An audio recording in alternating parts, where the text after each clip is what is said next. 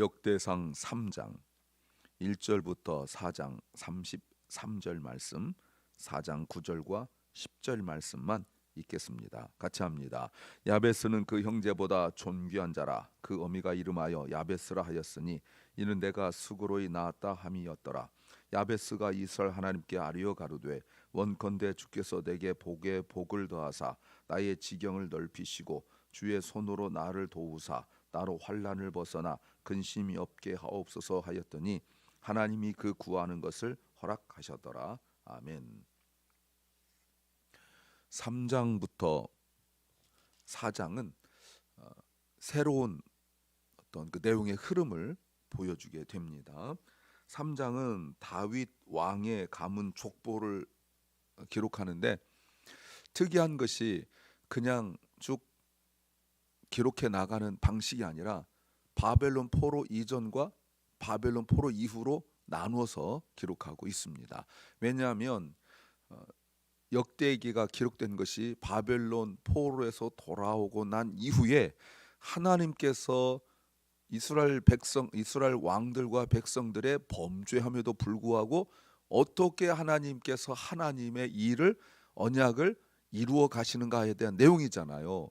다윗 언약의 내용을 어떻게 하나님은 인간의 배신에도 불구하고 불순종에도 불구하고 이루어 가시는가의 내용이기 때문에 드디어 마침내 다윗 왕이 나왔고 그 다윗 왕의 후손을 바벨론 포로 이전과 바벨론 포로 이후로 나누고 있습니다. 그리고 4장에서는 다윗 왕의 가문은 아니었지만 유다 지파 중에서, 여러분 유다 지파가 다윗 왕의 유다 지파긴 하지만 가문이 다 하나는 아닐 거 아니겠어요? 그 다윗 왕의 가문은 아니지만 가장 강성했던 유다 지파와 그리고 미약했던 시므온 지파 내용이 나오고 조금 전에 우리가 읽은 야베스의 기도가 나오는 매우 유명한 내용입니다. 설교 제목은 한쪽이 막힌 것 같을 때 다른 문이 열린다. 한쪽 문이 막힌 것 같을 때 다른 문이 열린다. 제목입니다. When one door closes, another opens. 이거는 제가 만든 말은 아니죠. 이거는 세상 사람들도 흔히 하는 말 중에 하나입니다. 한쪽 문이 막힌 것 같을 때 내가 원하는 문, 또 내가 해야 될 것 같은 그 문, 그 방향이 막혔을 때 우리 세상이 무너진 것 같고 나는 더 이상 어떤 살 소망도 없을 것 같은 그때 놀랍게도 다른 문이 열린다는 겁니다. 근데 우리는 이것이 우연 또는 행운 또는 어쩌다 보니 라고 생각하지 않고 우리 주님께서 나를 사랑하셔서 그 문을 연다라고 믿습니다. 이걸 뭐라고 말하죠? 은혜라고 하는 거 아니겠습니까? 여러분 이게 은혜입니다. 내 마음이 막 충만하고 기쁘고 이것만 은혜가 아니라 한쪽 문이 막혔는데 그 다른 한쪽이 전혀 예상할 수 없는 방법과 상황과 뜻 가운데 열린 것을 우리 주님의 은혜다라고 말하고 조금 더 얘기한다면 하나님의 섭니다 이렇게 말합니다. 어떤 내용일까요? 첫째는 끝이 아니다는 겁니다. It's not the end. 오늘 3장 1절부터 드디어 다윗이 나옵니다. 혹시 여러분 1절에 다윗의 밑줄 그으셨습니까? 이거 그어야 돼요.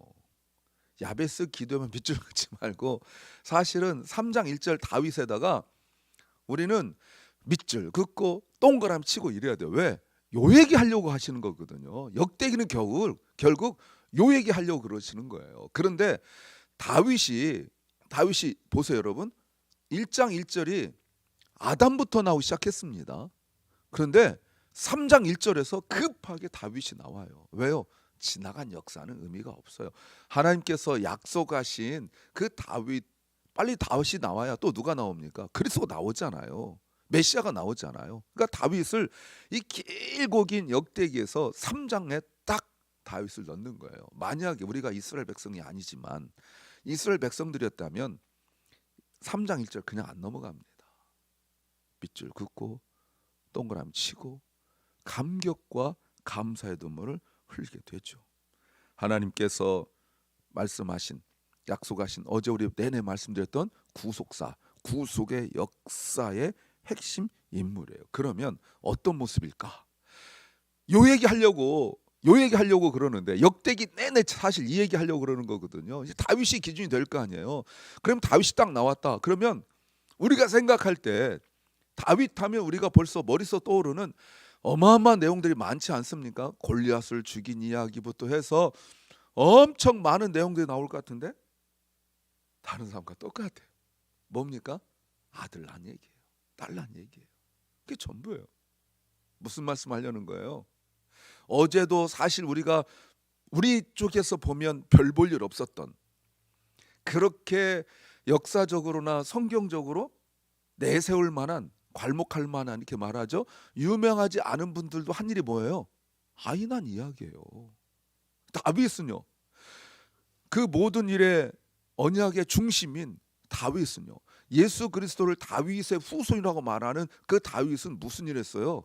아이 낳은 이야기예요. 여러분, 뭔가 특별한 일은 기록하지 않았어요. 왜요?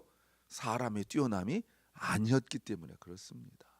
어제 설교 마무리를 어떻게 했죠? 오늘 하루 살아내는 것이 하나님 나라를 이루는 거다. 예수 그리스도의 다시 오심, 메시아의 다시 오심을 준비하는 게 뭐라고요? 하루를 살아내는 거라라고 말씀을 드렸잖아요. 예, 다윗도 그래요. 오늘 다윗의 자녀들을 보십시오. 우리가 이 사람을 알겠다라고 많은 사람들이 눈에 보이죠? 보입니다. 압살롬 이런 사람들 보입니다. 뭐 암논 이런 사람들도 보이지만, 여로디아도 보이고 이러지만, 물론 인지도가 뛰어난 사람이 있었습니다. 그런데 여러분, 그런데 이들의 뛰어남은 곧 뭐였습니까? 범죄였어요. 다윗 왕의 자녀들 뛰어난 사람들이 많았는데, 그 뛰어난 사람들의 그 뛰어남은 곧 뭐로 이어졌어요? 범죄로 이어졌어요. 그 범죄가 뭡니까?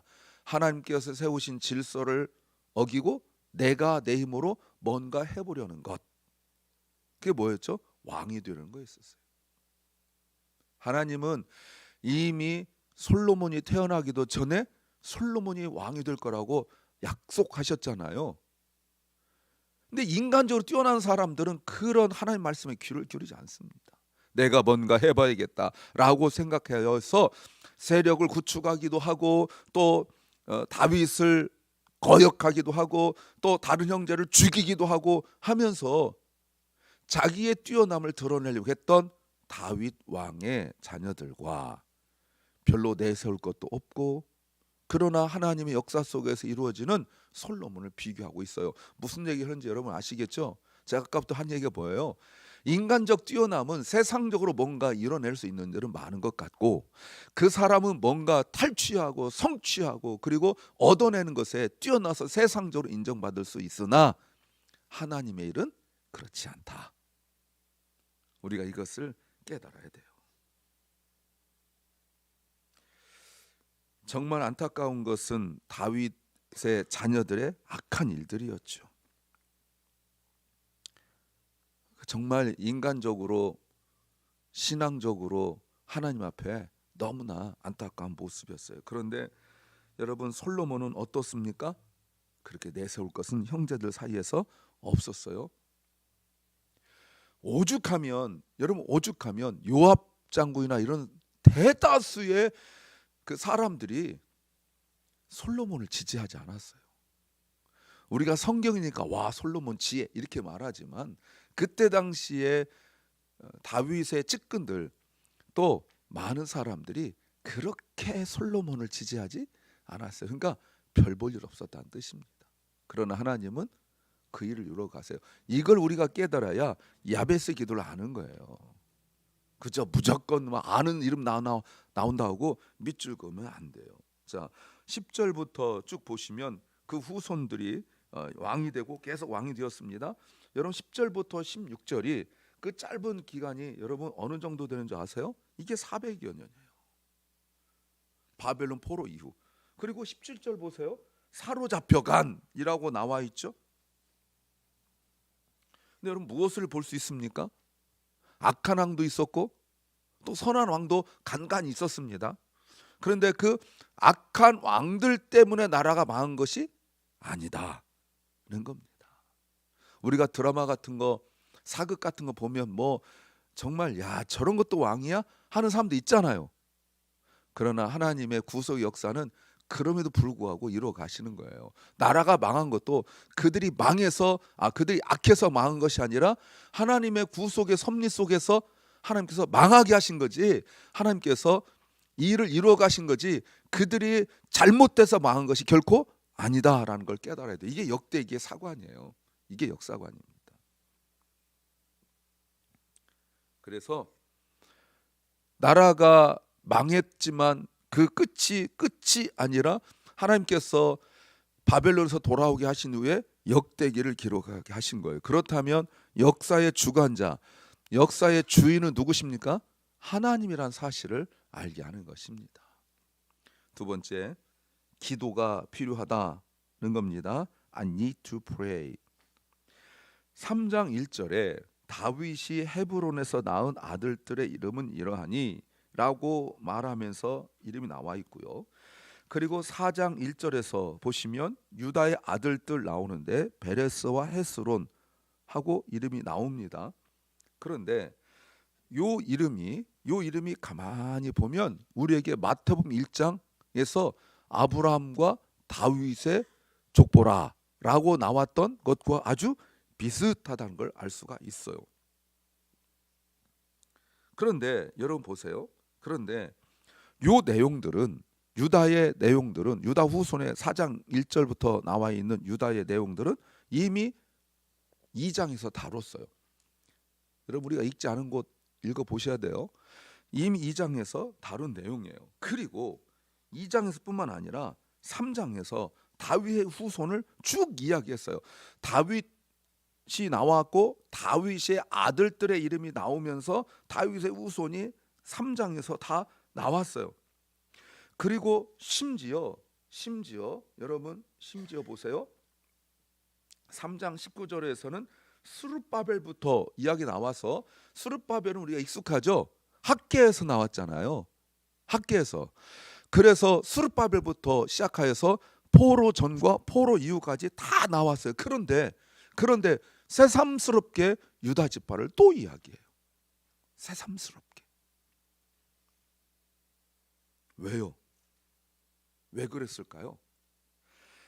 다는 아닌데 몇 사람 때문에, 우리가 주목할 만한 몇 사람 때문에 그래요. 첫 번째 사람이 4절에 훌이에요. 에브라다의 맏아들 훌의 소생이다. 여러분 왜 훌이 나와야 되죠? 훌이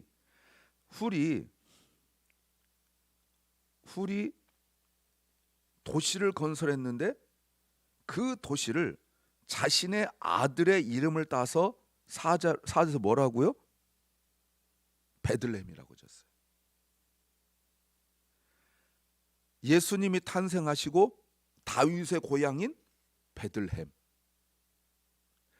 미가서 5장 2절에 동방 박사들이 헤롯 왕을 찾아왔을 때 헤롯 왕이 놀래가지고 율법학자들을 불러서 이게 무슨 말이냐 할 때 암송했던 미가서 5장 2절, 베들레헴 에브라다야 라고 말하면서 메시아가 여기서 태어난다고 말했어요.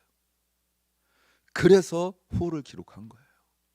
무심코 지은 이름이지만 자기 아들이 너무 사랑스러워서 이름을 지은 거지만 이게 구속 역사에 중요한 거기 때문에 다윗의 직통 그 후손은 아니지만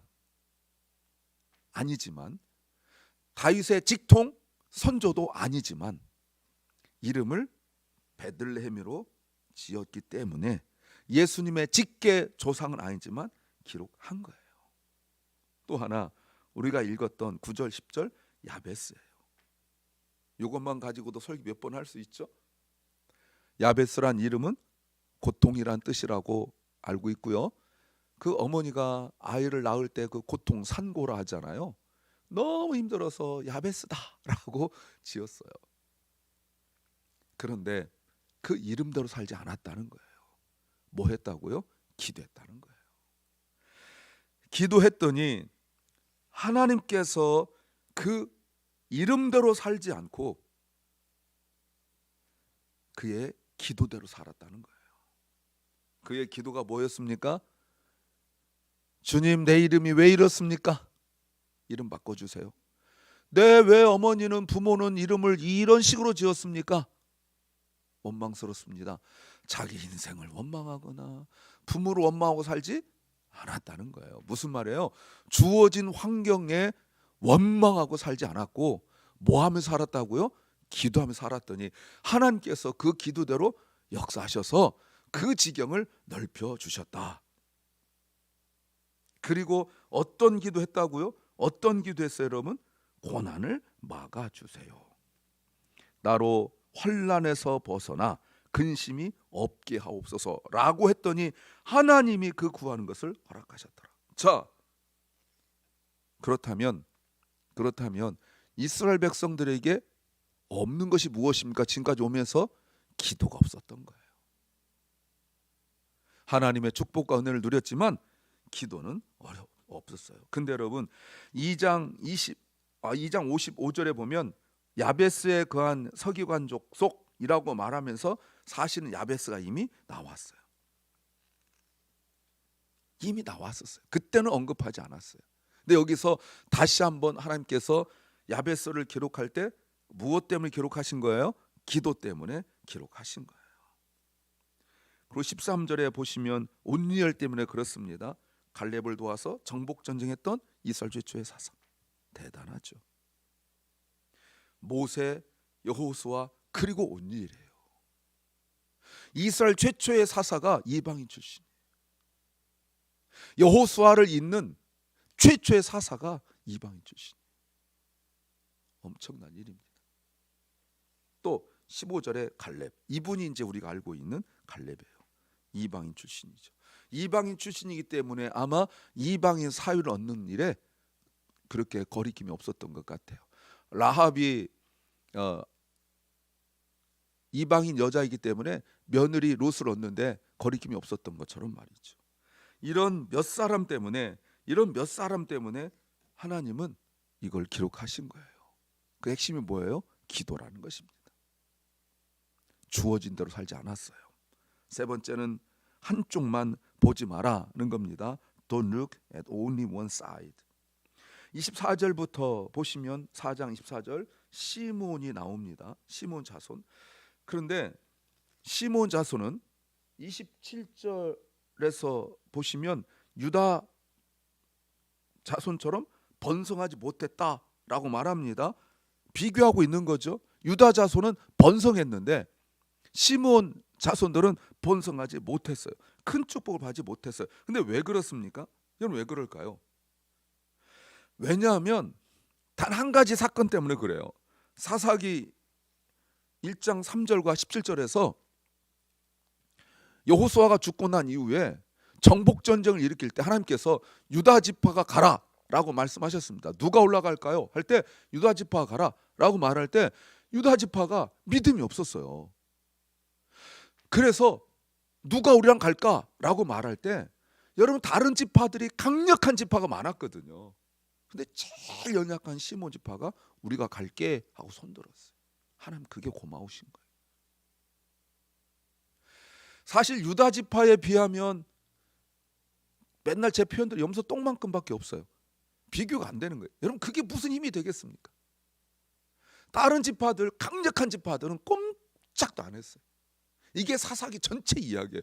여러분 사사기에서 막 어디서 공격받았다 할 때 이스라엘 전체 공격받은 게 아니라 한 지파가 공격당하고 이랬거든요. 그런데 다른 지파에서 꼼짝도 안 해요.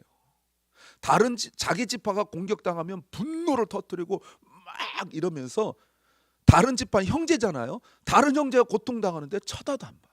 나만 아니면 돼요. 근데 시몬 지파가 우리가 갈게 하고 손들었어요. 그래서 기록한 거예요. 뭔가 막 대단한 일을 한 거 아니에요. 사랑하는 여러분, 뭔가 주인님 할 때 손 드세요. 나 같은 게 뭐 해봤자 목사님 나 같은 게 해봤자 뭐 할 수 있겠어? 이러지 마세요. 기도의 자리에 나와서 함께 기도하는데 이게 뭐 대단한 일이에요? 그러지 마세요. 하나님 기억하세요.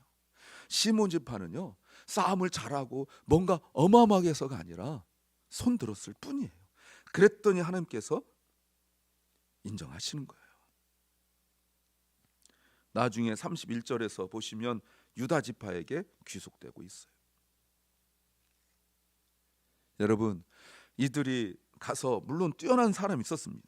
양들을 39절 하반절에 보면 양들을 치다가 그돌 지역을 점령하고, 이때가 히스기야 왕 때인데, 여러분 이때가 언제 때냐면 히스기야 왕 때니까 아람 군대에 의하여 나라가 어수선하고 다 나라 뺏기고 예루살렘 성만 남고 이럴 때 아무도 주목하지 않는 시몬 지파가, 예루살렘에서 멀리 떨어져 있는 시몬 지파가 그돌 지역을 점령하고 있더라는 거예요.